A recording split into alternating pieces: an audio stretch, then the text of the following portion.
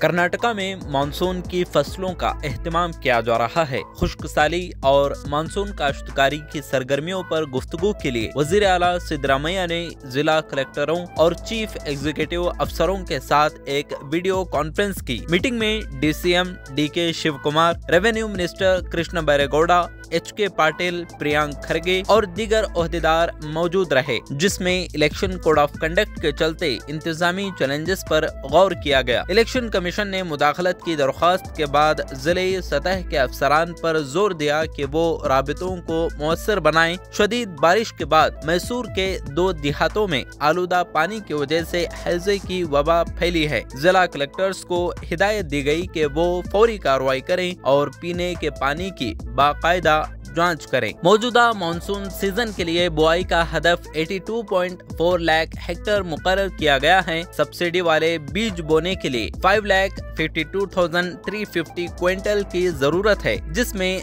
9,01,397 quintal दस्तयाब हैं। 22 मई तक 5,492.44 quintal तकसीम किए जा चुके हैं। खाद की दस्तयाबी और किसानों को बरवक्त कर्जे की फराहमी की हिदायत भी की गई है। बैंकर्स के साथ तालमेल पर जोर दिया गया और किसानों के कर्जों के लिए खुश्कसाली की इमदादी रकम को मुआफ करने से बचने के लिए सख्त हिदायत जारी की गई हैं। फसलों के बीमा के दावों के बारे में किसानों के खदशात को दूर करने के लिए हुकाम को मशवरा दिया गया कि वो इंश्योरेंस कंपनियों से राबता करें। माली साल 2023-24 में कर्नाटका में 842 किसानों ने खुदकुशी की, जिसमें 90 अपीलें मुस्तरद हुई। 132 मामलात बराह रास्त बेनिफिट ट्रांसफर डीबीटी से मुतासिर हुए और 62 सब डिविजनल अफसरान के पास हैं, जबकि बाकी केसेस में मुआवजा दिया गया। साथ ही खुदकुशियों की वजूहात का मुताला करने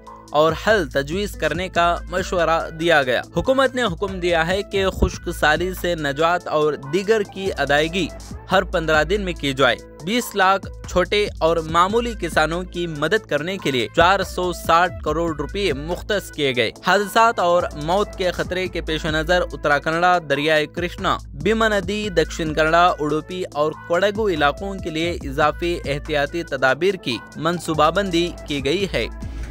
ಈಗಾಗಲೇ ಹೂವು ಮುಂಗಾರು ಮಳೆ ಮೇ ತಿಂಗಳಲ್ಲಿ ವಾಡಿಕೆಗಿಂತ ಜಾಸ್ತಿ ಆಗಿದೆ. ಕೆಲವು ಕಡೆ 40%, ಕೆಲವು ಕಡೆ 50%, ಕೆಲವು ಕಡೆ 60% ಈಗೆಲ್ಲ ವಾಡಿಕೆ ಮಳೆಗಿಂತ ಜಾಸ್ತಿ ಆಗಿದೆ. ಕೆಲವು ಜಿಲ್ಲೆಗಳಲ್ಲಿ ಬಿತ್ತನೆ ಚಟುವಟಿಕೆ ಪ್ರಾರಂಭ ಆಗಿದೆ.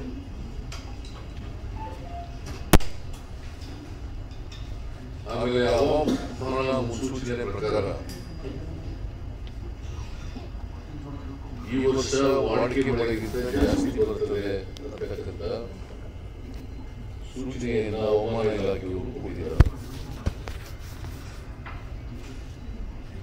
ಅದರಿಂದ ಕೆಲವು ಕಡೆಗಳಲ್ಲಿ ಜಾಸ್ತಿ ಮಳೆ ಆಗತಕ್ಕಂಥ ಸಾಧ್ಯತೆಗಳು ಕೂಡ ಇದ್ದಾವೆ.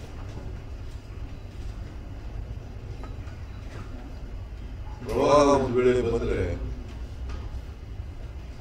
ಅದಕ್ಕೆ ಜಿಲ್ಲಾಡಳಿತದವರು ಆ ಪ್ರವಾಹವನ್ನು ಎದುರಿಸಲಿಕ್ಕೆ ಸನ್ನದ್ಧರಾಗಿರಬೇಕು, ಎಲ್ಲ ಅಗತ್ಯ ಕ್ರಮಗಳನ್ನು ತಗೊಳ್ಳಬೇಕು. ಪ್ರವಾಹ ಬರುತ್ತಿದ್ದ ಮುಂಚಿತವಾಗಿ ಉಳಿತದಾಗಲಿ ಕೆರೆ ಕುಂಟೆಗಳಿಗೆ ನೀರು ಬರಲಿಕ್ಕೆ ಅಡಚಣೆಗಳಿದ್ರೆ ಅಡಚಣೆಗಳನ್ನು ರಿಮೂವ್ ಮಾಡತಕ್ಕಂಥದ್ದಾಗಲಿ, ನದಿಗಳಲ್ಲಿ ಅಡಚಣೆಗಳಿದ್ರೆ ಅದನ್ನ ರಿಮೂವ್ ಮಾಡತಕ್ಕಂಥದ್ದಾಗಲಿ,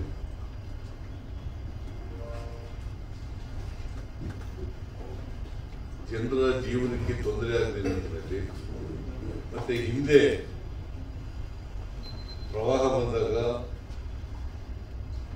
ಯಾವ ಊರುಗಳಲ್ಲಿ ಯಾವ ಪ್ರದೇಶಗಳಲ್ಲಿ ಪ್ರವಾಹದಿಂದ ತೊಂದರೆಯಾಗಿತ್ತು ಆ ತೊಂದರೆಗಳನ್ನು ನಿವಾರಣೆ ಮಾಡಲಿಕ್ಕೆ ಮುಂಜಾಗ್ರತಾ ಕ್ರಮಗಳನ್ನು ತಗೊಳ್ಳಬೇಕು. ಜೊತೆಗೆ ಬರ ಪರಿಹಾರ ನಾವು ನಮ್ಮ ಸರ್ಕಾರದ ವತಿಯಿಂದಲೇ 2,000 ರೂಪಾಯಿವರೆಗೆ ಪರಿಹಾರವನ್ನು ಕೊಟ್ಟಿದ್ದು.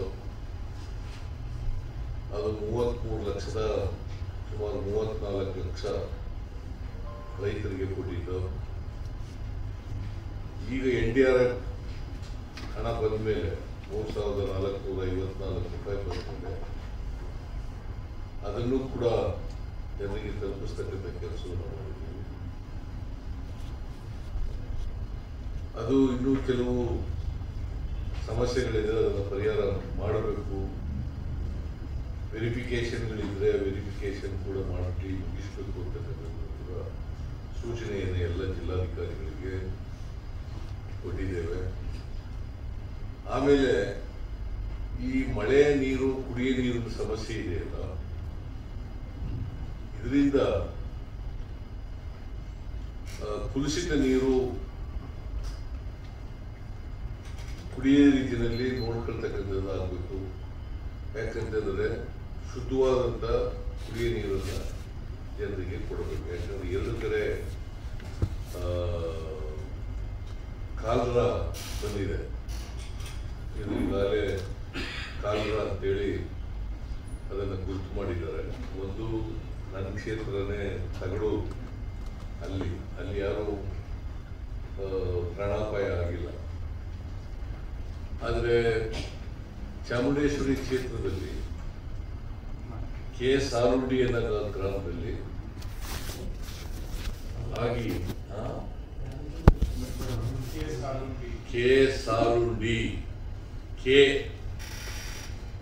ಸಾಲುಂಡಿ ಕೇರ್ಗಳ್ಳಿ ಸಾಲುಂಡಿ ಅಂತ ಬರೆದಿದೆ. ಕೆ ಅಂದ್ರೆ ಕೇರ್ಗಳ್ಳಿ, ಸಾಲುಂಡಿ ಅಂತ ಕೇರ್ಗಳ್ಳಿ. ಯಾಕಂದ್ರೆ ಮೈಸೂರು ತಾಲೂಕಿನಲ್ಲಿ 2 ಸಾಲುಂಡಿಗಳಿದ್ದಾವೆ. ಅದಕ್ಕೋಸ್ಕರ ಇದಕ್ಕೆ ಕೇರ್ಗಳ್ಳಿ ಸಾಲುಂಡಿ ಅಂತ ಕರೆಯುವುದು.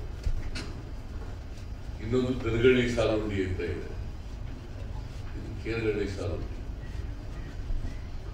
ಆ ಕೇರ್ಗಳ್ಳಿ ಸಾಲುಂಡಿನಲ್ಲಿ ಕಾಲರ ಬಂದು ಕುಲುಷಿತ ನೀರು ಕುಡಿದು ಒಬ್ಬರು ಸತ್ತಿದ್ದಾರೆ.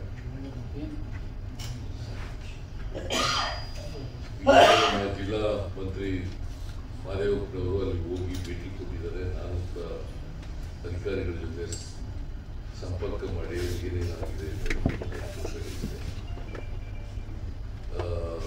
ಸುಮಾರು 40 ಜನ ಅಸ್ವಸ್ಥರಾಗಿದ್ದರು. ಅವ್ರಿಗೆಲ್ಲ ವೈದ್ಯೋಪಚಾರ ಮಾಡ್ತಕ್ಕಂಥದ್ದು. ಸೊ ಯಾರಿಗೂ ಪ್ರಾಣಾಪಾಯ ಆಗಿಲ್ಲ, ಒಬ್ಬರು ಮಾತ್ರ ಸತ್ತಿದ್ದಾರೆ. ತಗಡೂರಿನಲ್ಲಿ ಯಾರೂ ಸತ್ತಿಲ್ಲ. ಸೊ 2 ಕಡೆ ಮೈಸೂರು ಜಿಲ್ಲೆಯಲ್ಲಿ 2 ಕಡೆ ಈ ಥರ ಕುಲುಷಿತ ನೀರನ್ನು ಕುಡಿದು ಅದಕ್ಕೆ ಈ ಕುಡಿಯ ನೀರು ಇದೆಯಲ್ಲ, ಅದಕ್ಕೋಸ್ಕರ ಪರೀಕ್ಷೆ ಮಾಡಬೇಕು. ಯಾವುದೇ ಕಾರಣಕ್ಕೆ ಎಲ್ಲ ಕಡೆ, ನಾಟ್ ಓನ್ಲಿ ಈ ಬೇರೆ 2 ಹಳ್ಳಿಗಳಲ್ಲ, ಇಡೀ ರಾಜ್ಯದಲ್ಲಿ ಎಲ್ಲ ಜಿಲ್ಲಾಧಿಕಾರಿಗಳು ಕೂಡ ಮುನ್ಸಿಪಾಲಿಟಿನಲ್ಲಿ ಇರ್ಬೋದು, ಹಳ್ಳಿಗಳಲ್ಲಿರ್ಬೋದು, ಎಲ್ಲ ಕಡೆ ಪೋರ್ಟಬಲ್ ವಾಟರ್ ರೀತಿಯಲ್ಲಿ ನೋಡ್ಕೋಬೇಕು. ಶುದ್ಧವಾದ ನೀರು ಕೊಡಲಿಕ್ಕೆ ಪ್ರಯತ್ನವನ್ನು ಮಾಡಬೇಕು. ಟೆಸ್ಟ್ ಮಾಡಿ ಆಮೇಲೆ ನೀರು ಕೊಡ್ತಕ್ಕಂಥದ್ದು ಆಗಬೇಕು. ಅದನ್ನು CEO ಮತ್ತು ಮುನ್ಸಿಪಲ್ ಕಮಿಷನರ್ಗೆ, DC ಇವನ್ನ ಸ್ಪಷ್ಟವಾಗಿ ಸೂಚನೆಗಳನ್ನು ಕೊಟ್ಟಿದ್ದೀವಿ. ಆಮೇಲೆ ಬಹಳ ಮುಖ್ಯವಾಗಿ ಬಿತ್ತನೆ ಚಟುವಟಿಕೆಗಳು ಪ್ರಾರಂಭ ಆಗಿರೋದ್ರಿಂದ ಯಾವ ಕಾರಣಕ್ಕೂ ಕೂಡ ಬೀಜ, ಗೊಬ್ಬರ, ಪೆಸ್ಟಿಸೈಡ್ಸ್ ಅದಕ್ಕೆ ತೊಂದರೆ ಆಗಬಾರ್ದು. ಎಲ್ಲ ಕಡೆ ನೆನೆ ಅಗ್ರಿಕಲ್ಚರ್ ಮಿನಿಸ್ಟರ್ ಕೂಡ ಮೀಟಿಂಗ್ ಮಾಡಿದ್ದಾರೆ. ನಾನು ಇವತ್ತು ಎಲ್ಲ ವಿಡಿಯೋ ಕಾನ್ಫರೆನ್ಸ್ ಮಾಡಿದ್ದೀನಿ ಜಿಲ್ಲಾಧಿಕಾರಿಗಳು. ಅವರು ಅಗ್ರಿಕಲ್ಚರ್ ಡಿಪಾರ್ಟ್ಮೆಂಟ್ನಲ್ಲಿ ಎಲ್ಲ ಜಾಯಿಂಟ್ ಡೈರೆಕ್ಟರ್ಸು, ಡೈರೆಕ್ಟರು, ಕಮಿಷನರ್ಗೆಲ್ಲ ಸ್ಪಷ್ಟವಾಗಿ ಸೂಚನೆಗಳನ್ನು ಕೊಟ್ಟಿದ್ದಾರೆ. ನಾನಿವತ್ತು ಜಿಲ್ಲಾಧಿಕಾರಿಗಳಿಗೆ ಸೂಚನೆ ಕೊಟ್ಟಿದ್ದೀನಿ. ಯಾವುದೇ ಕಾರಣಕ್ಕೆ ಎಲ್ಲ ಕಡೆ ನಮಗೆ ಬೇಡಿಕೆಗಿಂತ ಜಾಸ್ತಿ ದಾಸ್ತಾನು ಇದೆ. ಅದು ಬೀಜ ಇರ್ಬೋದು, ಗೊಬ್ಬರ ಇರ್ಬೋದು, ಅದಕ್ಕೆ ಜನರಿಗೆ, ರೈತರಿಗೆ ಎಲ್ಲಿ ಮುಗಿದೋಗ್ಬಿಡ್ತದಪ್ಪ ಅಂತಕ್ಕಂಥ ಆತಂಕ ಬರಬಾರದು ಅಂತೇಳಿ ಪ್ರಕಟಣೆ ಮಾಡಬೇಕು ಅಂತ ಹೇಳಿ ಎಷ್ಟು ಬೇಡಿಕೆ ಇದೆ, ಎಷ್ಟು ದಾಸ್ತಾನು ಇದೆ, ಎಷ್ಟು ತಿಂಗಳೊಳಗೆ ಇದನ್ನ ಸ್ಪಷ್ಟವಾಗಿ ಪ್ರಕಟಣೆ ಮಾಡಿ ತಿಳಿಸ್ತಕ್ಕಂಥದ್ದು. ಯಾಕಂತಂದ್ರೆ ಒಂದೇ ಸಾರಿ ಹಾವೇರಿನಲ್ಲಿ ನಮ್ಮ ಹತ್ರ ಎಲ್ಲ ಸ್ಟಾಕ್ ಇದ್ರೂ ಕೂಡ ಬೇಡಿಕೆಗಿಂತ ಜಾಸ್ತಿ ದಾಸ್ತಾನು ಇದ್ರೂ ಕೂಡ ಅಲ್ಲಿ ನೂಕಲಾಗ್ಬಿಡ್ತಾರೆ. ಆ ಥರದ್ದು ಪರಿಸ್ಥಿತಿ ಎಲ್ಲ ಬೇರೆ ಕಡೆ ಆಗಬಾರದು ಅಂತೇಳಿ ಇದನ್ನ ಹೇಳ್ತಕ್ಕಂಥ ಕೆಲಸವನ್ನು ಅವರೆಲ್ಲ ಜಿಲ್ಲಾಧಿಕಾರಿಗಳಿಗೆ ಬಹಳ ಸ್ಪಷ್ಟವಾಗಿ ಸೂಚನೆಗಳನ್ನು ಕೊಟ್ಟಿದ್ದೇವೆ. ಇನ್ನೇನು ಹೇಳೋದು ಕೃಷ್ಣ? ಆಮೇಲೆ ಜೂನ್ ತಿಂಗಳಿಂದ ನಾರ್ಮಲ್ ಬಿತ್ತನೆ ಶುರುವಾಗುತ್ತೆ. ಎಲ್ಲ ಕಡೆ ಬಿತ್ತನೆ ಸುಮಾರು 80 ಲಕ್ಷ ಹೆಕ್ಟೇರ್ ಪ್ರದೇಶದಲ್ಲಿ ಬಿತ್ತನೆ ಮಾಡ್ತಕ್ಕಂಥದ್ದಾಗ್ತದೆ. ಮುಂಗಾರು ಇನ್ನೇನು ಮುಗಿತಾ ಬಂತು. ಈ ತಿಂಗಳು ಕೊನೆ ಜೂನಿಂದ ಮುಂಗಾರು ಶುರುವಾಗುತ್ತೆ. 17ನೇ ತಾರೀಕಿನವರೆಗೆ ಮಾಹಿತಿ ಕೊಟ್ಟಿದ್ದಾರೆ ಎಲ್ಲ ಜಿಲ್ಲಾಧಿಕಾರಿಗಳು, ಮೇ 17ನೇ ತಾರೀಕಿನವರೆಗೆ. ಮೇ ಕೊನೆಯವರೆಗೂ ಕೂಡ ಪ್ರೀ ಮಾನ್ಸೂನ್ ಬಿತ್ತನೆ ಶುರುವಾಗುತ್ತೆ. ಆಮೇಲೆ ರೆಗ್ಯುಲರ್ ಆಗಿ ಎಲ್ಲ ಇಡೀ ರಾಜ್ಯ ತುಂಬ ಬಿತ್ತನೆ ಶುರುವಾಗುತ್ತೆ. ಅದನ್ನು ಎದುರಿಸಲಿಕ್ಕೆ ಎಲ್ಲ ಡಿಸಿಗಳು ತಯಾರಾಗಬೇಕು, ಸಿಇಒಗಳು ತಯಾರಾಗಿರಬೇಕು. ಅಗ್ರಿಕಲ್ಚರ್ ಡಿಪಾರ್ಟ್ಮೆಂಟು, ಬೇರೆ ಬೇರೆ ಇಲಾಖೆಗಳು ಮತ್ತೆ ಕುಡಿಯ ನೀರಿನ ಸಮಸ್ಯೆ ಆಗದೇ ರೀತಿಯಲ್ಲಿ ನೋಡ್ಕೋಬೇಕು. ಜೊತೆಗೆ ಇನ್ನೊಂದು ಡಿಸಿಗಳ ಹತ್ರ ಸುಮಾರು 826 ಕೋಟಿ ರೂಪಾಯಿ ಹಣ ಇದೆ.